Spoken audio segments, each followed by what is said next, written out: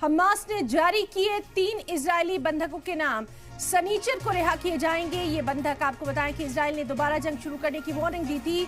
Hamas ने Israel पर लगाया था संगीन इल्जाम, सीज फायर की शर्तों की खिलाफवर्जी का इल्जाम लगाया था।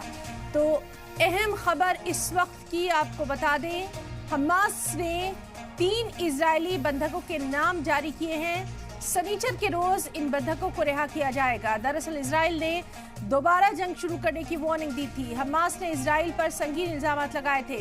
सीज फायर की शर्तों की खिलाफवर्जी का इल्जाम लगाया गया था। तो बेहद अहम खबर, हमास ने जारी किए 3 इजरायली बंधकों के नाम।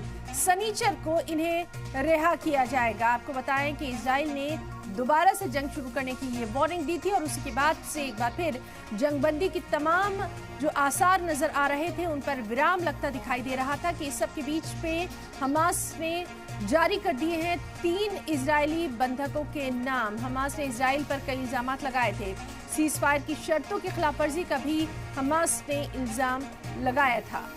तो बेहद अहम खबर, सीज फायर की शर्तों की खिलाफवर्जी के इल्जाम के बीच में लगातार मामला गर्माता दिखाई दे रहा था कि अब हमास ने जारी कर दिए हैं 3 इजरायली बंधकों के नाम। शनिचर को इन्हें रिहा किया जाएगा। इजराइल ने दोबारा जंग शुरू करने की वार्निंग दी थी।